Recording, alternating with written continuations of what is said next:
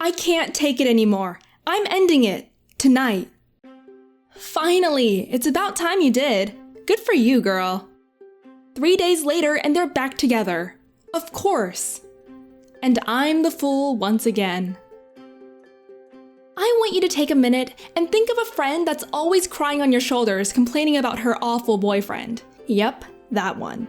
Well, then you'll also know that despite how wrong these two are for each other, they always ultimately get back together. Every single time. And you're the fool for believing any differently. But despite your strong opinions against your friend's significant other, you have to admit that you may not be able to see things the way they do. You're just the outsider, looking in while they're the one who's actually invested in the relationship. When you're in love, it doesn't matter what flaws your partner may have. To you, he's perfect. Until the day when you run out of excuses for his mistakes, and you end up resenting yourself for not knowing better.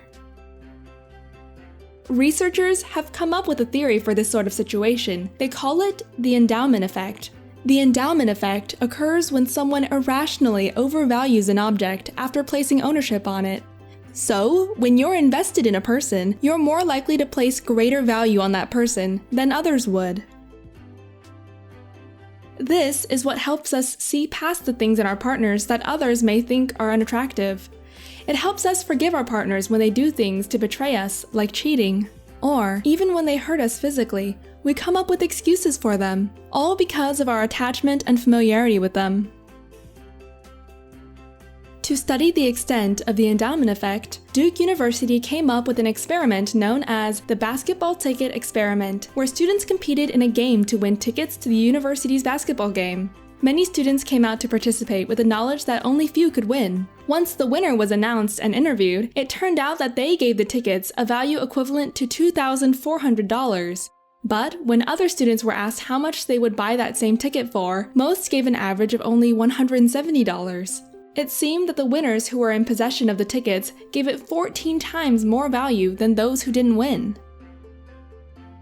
The endowment effect has had a great influence on the consumer market and the economy as well. Take the local bike taxis. At the beginning, there may be up to 10 bikes working on a street, but when there are more bikes for hire than passengers available, eventually their income will no longer be able to meet their expenses. Because of this low cash flow, the bikers will find other jobs or maybe find other streets to work at. In the end, there may only be 4 bikers left, which perfectly meets the needs of the consumers. With the new income flow, the bikers will be able to pay for their expenses and become satisfied with the work they have done. As long as the amount of passengers meet the bikers available, they'll continue working the same streets instead of changing professions or moving to a different area. This ultimately comes down to the delicate relationship between the consumers and producers. When this relationship is balanced, the economy runs as smooth as a well-oiled machine. If we apply the endowment effect to the same scenario, we'll see that the bikers will exhibit a sort of attachment. This attachment could be due to the kind passengers or perhaps the sense of familiarity they have with the area. Because of this, they'll be less likely to pick up and leave, even when the cash has run dry. The endowment effect actually has a negative effect on our economy. If we are able to motivate ourselves from intrinsic values rather than extrinsic ones, such as the feelings of attachment or familiarity, the economy will run more efficiently.